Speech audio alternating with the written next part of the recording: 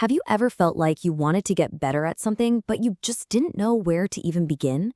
It kind of feels like you're trying to build something, but you don't have any tools. Well, that's what we're going to do here. We are going to build your personal growth toolkit one piece at a time. And we're going to start with the most fundamental tool of all, your mindset. Here's what we're diving into. We'll kick things off with the foundation, your mindset. From there, we'll draw up a blueprint using SMART goals, fire up the engine with motivation, put on some armor with resilience, and then, at the end, we'll see how it all comes together to create your unique path to growth. So let me ask you a question, and I want you to be really honest with yourself. Do you think your talents, your intelligence, your abilities, are they just fixed, set in stone, or are they things you can actually develop and grow with effort? Your answer to that question, well, it gets to the very heart of everything we're about to talk about. And that brings us right to the first and most important tool in our kit, your two mindsets. This is the bedrock, you know? What you believe about yourself has a huge impact on how you take on challenges, how you learn, and ultimately, how much you're able to grow. It really just boils down to two different ways of seeing the world. On one hand, you've got the growth mindset. This is the core belief that, yeah, you can get better, you can get smarter as long as you put in the effort and practice. And on the other hand, you've got the fixed mindset. This is the belief that your abilities are what they are, and that's that. They can't really change. What's really wild is how these mindsets actually sound inside our own heads.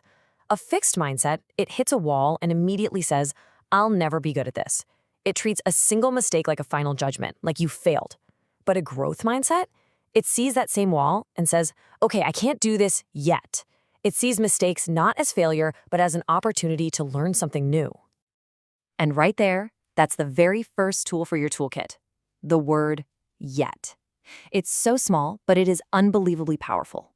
Just adding yet to the end of a negative thought completely flips the script. I'm not good at math, yet. I don't understand this, yet. It turns a dead end into an open road. Okay, so you've got that growth mindset locked in. You believe you can improve, but how? How do you actually do it? Well, that's where our second tool comes in. You need a blueprint, a plan of action, and that means crafting SMART goals. We all have these big, vague goals, right? Like, I want to get better grades. But what does that even mean? SMART goals are a framework that takes that fuzzy wish and turns it into a concrete, step-by-step plan that you can actually follow. So let's break this down.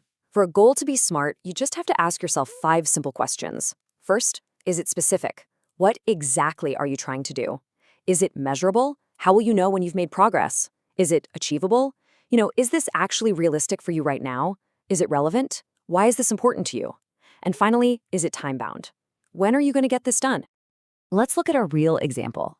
A vague goal is I want a better grade in English. But a SMART goal, it sounds like this. It's specific. Raise the grade from a C to a B. It's measurable. You can track it with your report card. It's achievable. Studying 20 minutes a day and asking for help makes it doable. It's relevant. It's about improving in class. And it's time-bound by the end of the 6-week grading period. See the difference? One's a wish, the other is a plan. You can think of it like a ladder. Every letter in SMART is another rung that gets you closer to the top. If your goals are just vague ideas, you're stuck on the ground. But a SMART goal gives you a clear, sturdy ladder to climb. All right, so you've got the mindset and you've got the blueprint. But what's going to give you the energy to actually start climbing that ladder? That brings us to our third tool, finding your motivation. This is the engine that's going to drive you forward. Now, motivation isn't just one single thing. It really comes in a few different flavors. You've got intrinsic motivation. That's the fire in your belly. It's doing something just because you genuinely enjoy it. Then there's extrinsic motivation, which is all about outside rewards, like studying hard to earn a good grade. And finally, there's self-discipline. That's your commitment to keep going even on days you don't feel motivated. Honestly, the most powerful fuel is usually a blend of all three. So let's be real. No matter how great your plan is or how motivated you are going to hit bumps in the road. Challenges are going to pop up. And that's why this next tool is so incredibly important. We need some armor, something to protect us when we face a setback. It is time to build your resilience. So what exactly do we mean by resilience? Well, it's pretty simple. It's your ability to bounce back when things go wrong. It's not about avoiding failure or never getting knocked down, because that's going to happen. It's all about how you get back up. Think of it like a muscle that gets stronger every time you use it. And why is this so critical? Because being resilient isn't just about surviving one tough day. It actively builds your confidence. It makes you stronger emotionally. And, this is key, it connects right back to our growth mindset by helping you reframe mistakes as valuable lessons, not as failures. So how do you actually build that resilience muscle? Here's a super simple but really effective 3-step tool. When you hit a roadblock, the first thing you do is pause. Just stop, take a breath, acknowledge the problem. Second, you plan. What are your options? What can you do differently? And third, you persist. Try again with your new plan. Keep going. Pause, plan, persist. It's a game changer. Okay, we've collected 4 incredibly important tools for our kit. Now, for the final step, let's lay them all out and see exactly how they work together to build that path to personal growth. So here's the whole toolkit at a glance. It starts with your growth mindset, the belief that you can improve.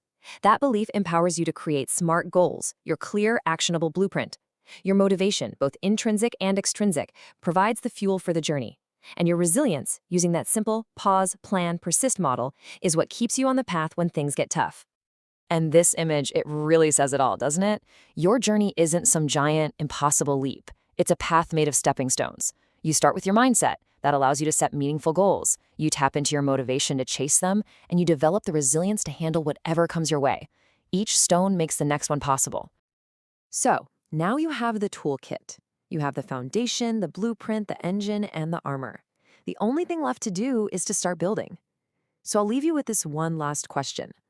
Looking at these 4 stepping stones, what is one small step you can take today to start building your own path forward?